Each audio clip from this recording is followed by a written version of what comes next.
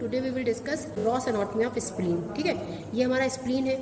Spleen में हम कैसे पहचानेंगे कि सुपीरियर रखना है, कैसे से होल्ड करना है। पर देखो स्प्लीन को हम लोग ऐसे होल्ड करते हैं। हमने क्यों ऐसे होल्ड किया? This is a superior border.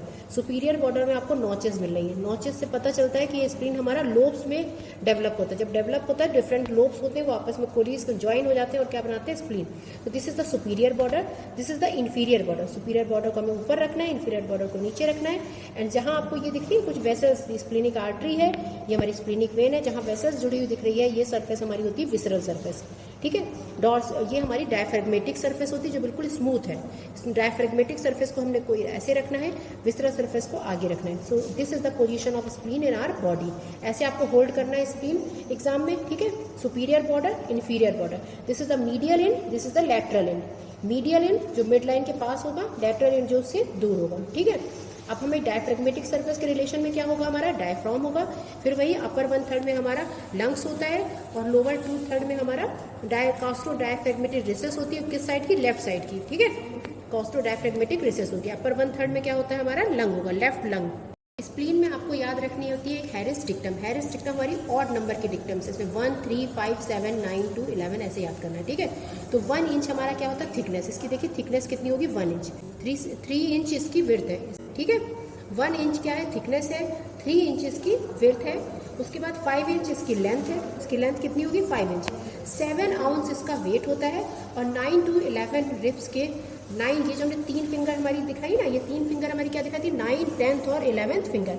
9, 10th, 11th ribs जो होती हैं वो इसके रिलेशन में होती है। 9, 10th, 11th रिब्स इसके रिलेशन में है। ठीक है, बस एक हमारा इवन नंबर है, that is a 10th rib जो होती है वो हमारी इसकी एक्सिस बताती है। क्या बताती है? एक्सिस। ये कुछ ऐसे हमारी बॉडी में होता है। 10th इसकी क्या बताती है? एक्सिस बताती है। ऐसे है 9, 10th, 11th, 10th क्या इसकी एक्सिस बताती है। ठीक है, तो ये एक हैरिस डिक्टम है जिससे हम याद रखते हैं स्प्लीन के लिए, हैरिस डिक्टम।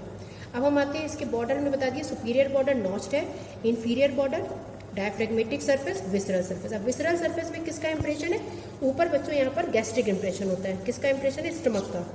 नीचे यहाँ पर रीनल इंप्रेशन है। रीनल इंप्रेशन किसका होता है? किडनी का। यहाँ पर देखिए लैटरल साइड में यहाँ पर इंप्रेशन होता है कोलिक फ्लेक्सर।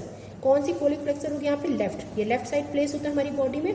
हाँ, स्प्लीन हमारा लेफ्ट हाइपोकॉन्ड्रियम में प्लेस होता है। ठीक है, तो लेफ्ट साइड कौन सी फ्लेक्सर होगी? Left colic flexor. यहाँ पर थोड़ा सा एरिया होता है जहाँ हमारा पेंक्रियाटिक, टेल ऑफ पेंक्रियाज आके मिलता है। ठीक है, अब उसके बाद इसकी देखो पेरिटोनियल कवरिंग। स्प्लीन पूरा हमारा पेरिटोनियम से कवर्ड होता है। यहाँ से पेरिटोनियम आती है, पूरा इसे कवर करके, पूरा डायफ्रेगमेटिक सरफेस को कवर करके फिर यहाँ से वापस जाती है। ऊपर जो आता है, जो सरफेस आती है पेरिटोनियम, वो होती है गैस्ट्रोस्प्लीनिक लिगामेंट। वो नीचे जो इसको पूरा सरफेस को कवर करने के बाद जो रिफ्लेक्ट हो रही है पेरिटोनियम, वो हमारी रिफ्लेक्ट होती है किडनी के ऊपर, तो वो बनाती है लीनो रीनल लिगामेंट। ऊपर कौन सा है? गैस्ट्रोस्प्लीनिक, और नीचे क्या आता है? लीनो रीनल। ये सब देख रहे हैं आपको, ये सब पेरिटोनियम है। और यहाँ पर हमारी क्या है? वेसल्स, स्प्लीनिक आर्टरी और स्प्लीनिक वेन। अब यहाँ पर एक और इंपॉर्टेंट बात, मीडियल एंड हो गया, लैटरल एंड। लैटरल एंड में बच्चों 2 एंगल होते हैं। एक एंटीरियर, कुछ ऐसे अटैच है हमारी बॉडी में, एंटीरियर एंगल होता है, और एक पोस्टीरियर जो पीछे है। पीछे क्या हमें नहीं देखना, हमें आगे का देखना है, एंटीरियर बेसल एंगल। क्या होता है? जब आप स्प्लीनोमेगैली होती है तो यही एंटीरियर बेसल एंगल हमारा मूव करता है। स्प्लीन जब साइज में बढ़ता है तो ये एंटीरियर बेसल एंगल ऐसे मूव करता है, और इसी एंगल को हम राइट हाइपोकॉन्ड्रियम से जब लैटरली ऐसे धीमे धीमे जाते हैं तो जो हमें फर्स्ट टाइम फील होता है वो इसका एंटीरियर बेसल एंगल फील होता है। इसीलिए इसे क्लिनिकल एंगल ऑफ स्प्लीन भी बोलते हैं। 2 लिगामेंट हमने डिस्कस किए, गैस्ट्रोस्प्लीनिक और लीनो रीनल। इसके अलावा 2 और लिगामेंट होते हैं। एक हमारा होता है लीनोफ्रेनिक। ये लीनो रीनल का ही कंटिन्यूएशन होता है, जो हमारा डायफ्राम से अटैच होता है, लीनोफ्रेनिक लिगामेंट। एक लीनोफ्रेनिक के बाद दूसरा है हमारा फ्रेनिकोकोलिक। फ्रेनिकोकोलिक बच्चों यहाँ से अटैच होता है, ये हमारा डायाफ्राम से कोलन तक होता है। फ्रेनिकोकोलिक ना, फ्रेनिक हमारा डायफ्राम के लिए होता है, कोलन हमारा कोलन के लिए होता है। लेफ्ट कोलिक फ्लेक्सर यहाँ मैंने आपको बताई थी, लेफ्ट कोलिक फ्लेक्सर से डायफ्राम तक होता है। ये स्प्लीन में नहीं अटैच होता है, लेकिन ये नीचे से स्प्लीन को सपोर्ट करता है, तो इसीलिए इसका दूसरा नाम है सस्टेंटाकुलम लीनियस। ठीक है, सस्टेंटाकुलम लीनियस।